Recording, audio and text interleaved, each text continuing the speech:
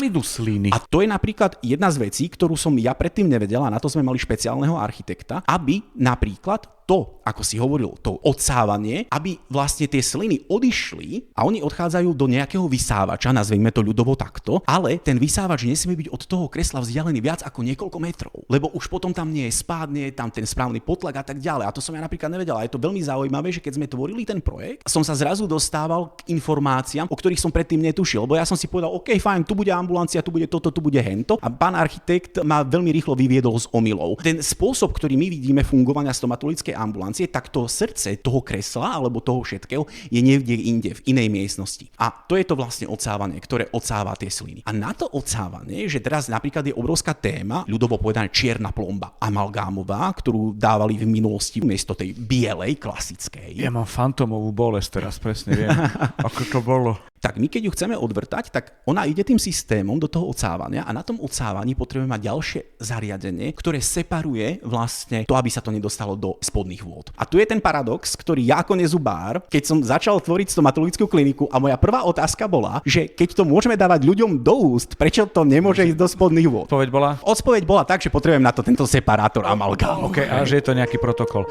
Zákulisie úsmevu. Pohľad tam, kam z kresla nevidíte. Podcast Hric zubná ambulancia.